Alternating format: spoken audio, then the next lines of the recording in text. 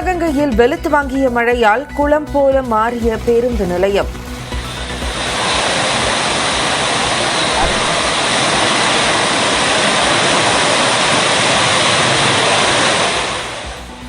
சேலம் மாநகரில் கொட்டி தீர்த்த கனமழையால் தாழ்வான பகுதிகளை சூழ்ந்த மழைநீர்.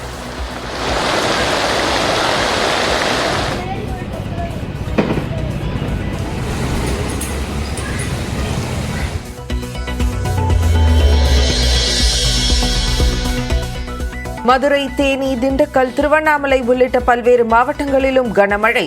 தூத்துக்குடி மாவட்டம் கயத்தாறில் மின்னல் தாக்கி 18 ஆடுகள் பலி.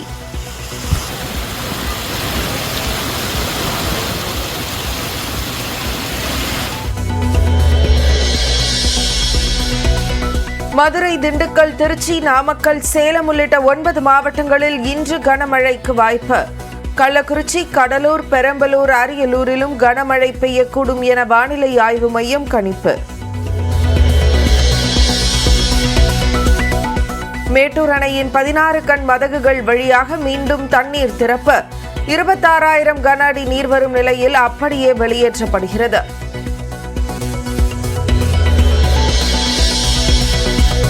செபி தலைவர் மாதவிபுரி மீது குற்றம் சாட்டிய ஹிண்டன்பர்க் ஆய்வறிக்கை உண்மைக்கு புறம்பானது என செபி அமைப்பு மறுப்பு. அதானி குழுமம் குறித்த குற்றச்சாட்டுகள் மீது முறையாக விசாரணை நடத்தியதாக விளக்கம்.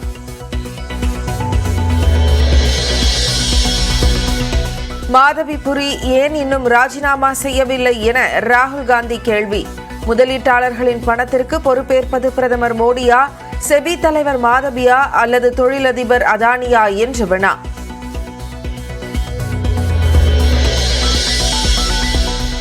பதினேழு நாட்கள் உலகத்தையே உற்று நோக்க வைத்த பாரிஸ் ஒலிம்பிக் கோலாகல விழாவுடன் நிறைவடைந்தது. நிறைவு விழாவில் இந்திய கொடியை ஏந்தி சென்ற மனு பாக்கர், ஸ்ரீஜேஷ்.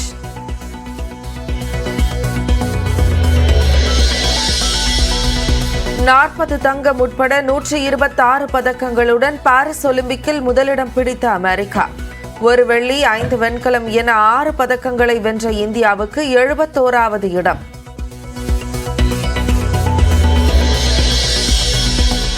உதயநிதிக்கு புதிய பதவி வழங்குவதற்கு கட்சிக்குள் வலுக்கும் ஆதரவு குரல். வருங்கால துணை முதலமைச்சர் உதயநிதி ஸ்டாலின் என கட்சி நிகழ்ச்சியில் பேசிய அமைச்சர் கீதா ஜீவன்.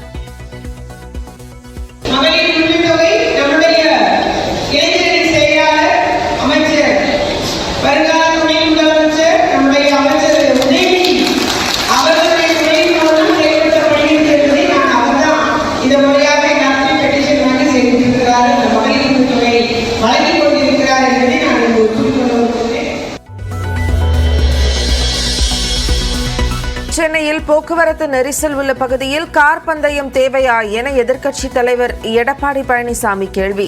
மக்களின் வரிப்பணம் வீணடிக்கப்படுவதாக கண்டனம்.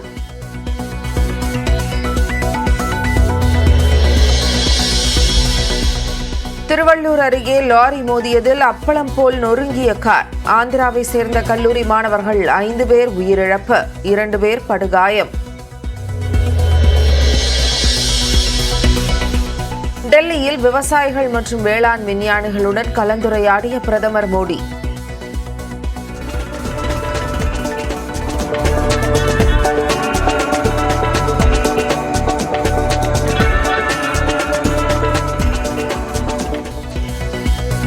உயர் விளைச்சல் தரக்கூடிய 109 பயிர் ரக விதைகளையும் அறிமுகம் செய்தார்.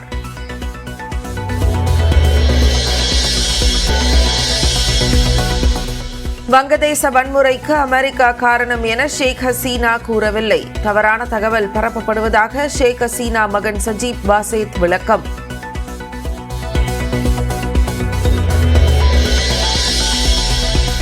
பஞ்சாபில் ஆற்றில் அடித்து செல்லப்பட்ட கார். 7 பேர் உயிரிழந்த நிலையில் 2 பேரை காணவில்லை.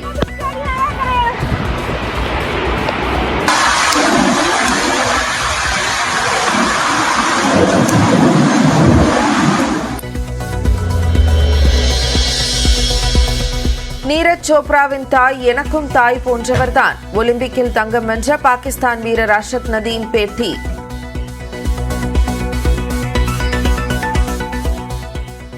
பேருந்து நிறுத்தத்திலிருந்து ஜங்ஷன் ரயில் நிலையம் செல்லும் மாநகர அரசு பேருந்தில் கடந்த 8ஆம் தேதி மூதாட்டி ஒருவர் ஏறியுள்ளார். அப்போது அவர் உள்ளே செல்வதற்குள் பேருந்து இயக்கப்பட்டதால் நிலை தடுமாறி படிக்கட்டு வழியாக கீழே விழுந்தார். இதில் படுகாயமடைந்த மூதாட்டி மருத்துவமனையில் சிகிச்சை பெற்றோர் நிலையில் விபத்து தொடர்பான சிசிடிவி காட்சி வெளியாகியுள்ளது.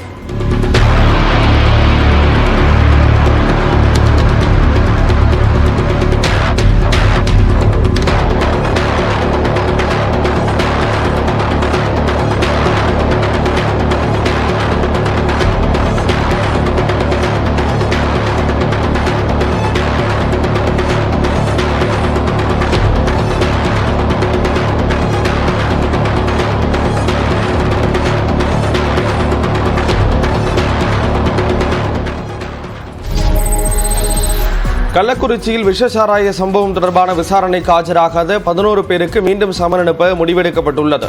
கள்ளக்குறிச்சியில் விஷசாராய மருந்தி கடந்த ஜூன் மாதம் 19ஆம் தேதி 229 பேர் உடல் நலம் பாதிக்கப்பட்டனர். இதில் கள்ளக்குறிச்சி, சேலம், விழுப்புரம் பகுதியைச் சேர்ந்த 68 பேர் உயிரிழந்தனர். இந்த விவகாரம் குறித்து விசாரணை நடத்த ஓய்வு பெற்ற நீதிபதி கோகுல்தாஸ் தலைமையிலான குழுவை தமிழ்நாடு அரசு நியமித்தது. இந்த ஆணையம் கடந்த மாதம் 3ஆம் தேதி முதல் விசாரணை நடத்தி வருகிறது. மருத்துவமனையில் சிகிச்சை பெற்று வீடு திரும்பிய 161 பேரிடம் விசாரணைக்கு ஆஜராக சம்மன் அனுப்பப்பட்டது.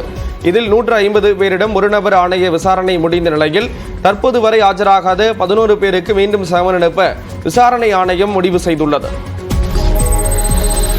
புதுச்சேரி யூனியன் பிரதேசத்துக்கு உட்பட்ட காரைக்காலில் விதிகளை மீறியதாக 20 வாகனங்களை காவல்துறையினர் பறிமுதல் செய்தனர். காரைக்காலில் அதிக ஒலி எழுப்பும் சைலன்சர் கொண்ட இருசக்கர வாகனங்களை இளைஞர்கள் இயக்கி போக்குவரத்துக்கு இடையூறு ஏற்படுத்துவதாக காவல்துறைக்கு புகார்கள் வந்தன. இதையடுத்து காரைக்கால் நகர் பகுதி, திருநள்ளார் சாலை, நிரவி சாலை உள்ளிட்ட இடங்களில் காவல்துறையினர் வாகன தணிக்கையில் ஈடுபட்டனர். அப்போது சிறுவர்கள் இயக்கிய வாகனம் உட்பட 20 வாகனங்களை காவல்துறையினர் பறிமுதல் செய்தனர். சிறுவர்களின் பெற்றோர் மீது வழக்கு பதிவு செய்யப்பட்டது. சாலை விதிகளை பின்பற்றுவோம் என காவல் நிலையத்தில் வைத்து இளைஞர்கள் உறுதிமொழி எடுத்துக் கொண்டனர். தாம்பரத்தில் கடும் போக்குவரத்து நெரிசல் ஏற்பட்டதால் வாகன ஓட்டிகள் கடும் அவதியடைந்தனர். தாம்பரம் பேருந்து நிலைய பகுதியில் வார விடுமுறை நாட்களில் கடும் போக்குவரத்து நெரிசல் ஏற்படுவது வழக்கமாக உள்ளது. ஏராளமான கார்கள் அணிவகுத்ததால் சாலையின் இரு பகுதிகளிலும் கடும் போக்குவரத்து நெரிசல் ஏற்பட்டது. தொடர்கதையாக உள்ள போக்குவரத்து நெரிசலை குறைக்க காவல்துறையினர் நடவடிக்கை எடுப்பார்களா என வாகன ஓட்டிகள் எதிர்பார்த்துள்ளனர்.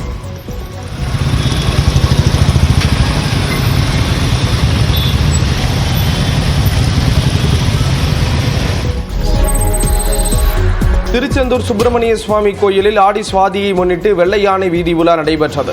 கோயிலுக்கு வந்த பக்தர்கள் குழந்தைகளுடன் வெள்ளை யானையை கண்டு வியந்தனர். கோயில் யானை தெய்வானையின் உடல் முழுவதும் அரிசி மாவு, திருநீர் பூசப்பட்டு வெள்ளை நிறத்தில் காட்சியளித்தது.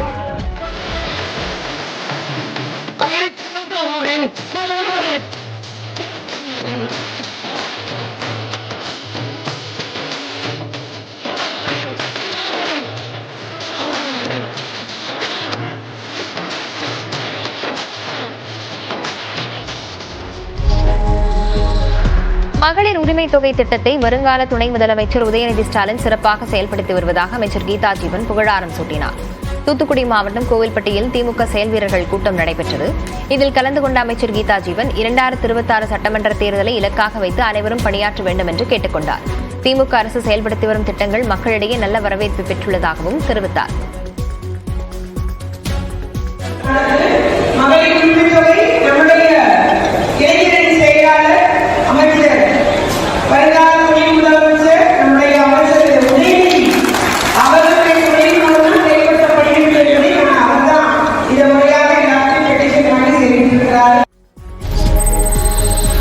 ஃபார்முலா 4 கார் பந்தயத்தை வைத்து மக்கள் பணத்தை திமுக அரசு வீணடிப்பதாக அதிமுக பொதுச் செயலாளர் எடப்பாடி பழனிசாமி விமர்சித்துள்ளார். சேலம் மாவட்டம் எடப்பாடி அருகே ஆலச்சம்பாளையம் பகுதியில் நடைபெற்ற நிகழ்ச்சியில் கலந்து கொண்டு பேசிய அவர், தமிழ்நாட்டில் செய்ய வேண்டியது எவ்வளவோ இருந்தும் கார் பந்தயத்தை தமிழ்நாடு அரசு நடத்துவதாக சாடினார். இது மக்களுடைய பணம். இன்னைக்கு மக்களுக்கு எவ்வளவு தேவை, இன்னைக்கு அடிப்படை தேவைகள் நிறைய இருக்குது.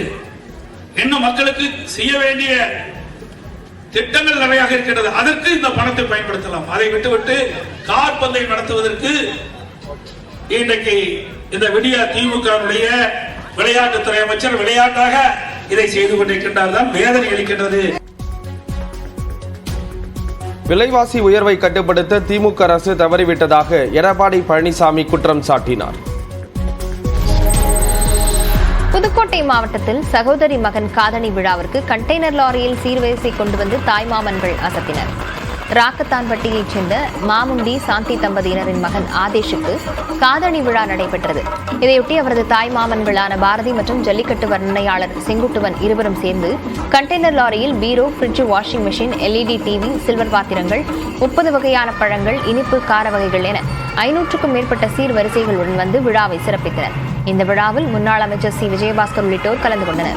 மாமுண்டி சாந்தி வீட்டாரின் சார்பில் தாய்மாமன்கள் மற்றும் முன்னாள் அமைச்சருக்கு யானையை வைத்து உற்சாக வரவேற்பு அளிக்கப்பட்டது.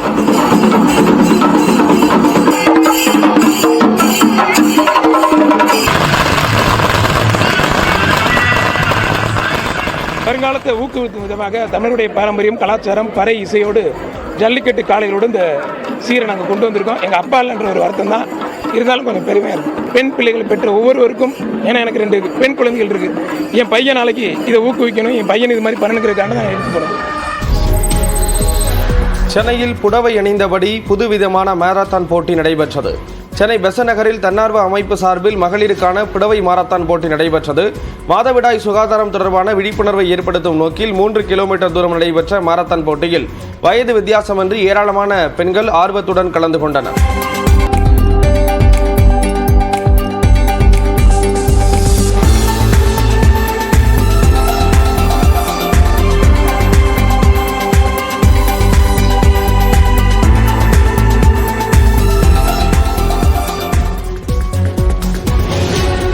இதன் மூலம் பெறப்படும் நிதியில் பழங்குடியின பெண்களுக்கு மாதவிடாயின் போது தேவைப்படும் பொருட்கள் வாங்கித் தரப்படும் என்று நிகழ்ச்சி ஏற்பாட்டாளர்கள் தெரிவித்தனர். சென்னை கொரட்டூரில் உள்ள அம்மன் கோயிலில் பால்குட ஊர்வலம் விமர்சையாக நடைபெற்றது. கொரட்டூரில் உள்ள 1000 ஆண்டுகள் பழமையான பாடலாதிரி சீயாத்தம்மன் ஆலயத்தில் ஆடி மாத திருவிழாவையொட்டி 1008 பக்தர்கள் பால்குடம் எடுத்தனர். இதற்காக சீயாத்தம்மனின் தாய் வீடாக கருதப்படும் கொரட்டூர் கருமாரியம்மன் கோயிலிலிருந்து பெண்கள், சிறுமிகள், சிறுவர்கள் என 1008 பேர் பால் குடங்களை தலையில் சுமந்து ஊர்வலமாக பாடலாதிரி சீயாத்தம்மன் கோயிலுக்கு சென்றனர். அப்போது கொரட்டூர் ரயில்வே சுரங்கப்பாதையை அவர்கள் கடந்து சென்றபோது பாலமே மனித தரைகளாக காணப்பட்டது.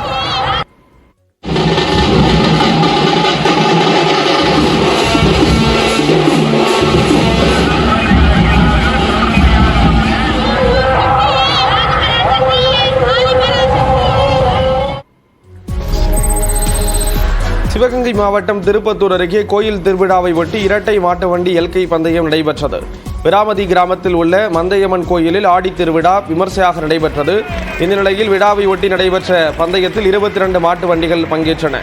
3 பிரிவுகளாக நடத்தப்பட்ட போட்டியில் வெற்றி பெற்ற மாட்டு வண்டிகளின் உரிமையாளர்களுக்கும் சாரதிகளுக்கும் பரிசுகள் வழங்கப்பட்டன. விறுவிறுப்பாக நடைபெற்ற பந்தயத்தை கிராம மக்கள் கண்டு ரசித்தனர்.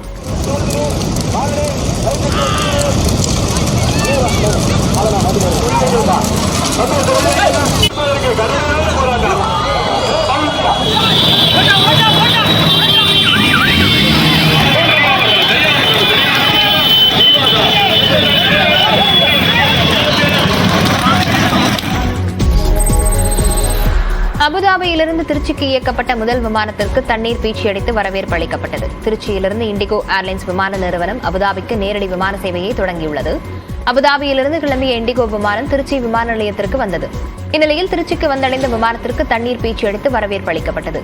அபுதாபி திருச்சி விமான சேவை வளைகுடா நாடுகளில் பணியாற்றும் தமிழர்களுக்கு பெரும் மகிழ்ச்சியை ஏற்படுத்தியுள்ளது. இந்த விமான சேவை வாரத்திற்கு 4 முறை வழங்கப்பட உள்ளது.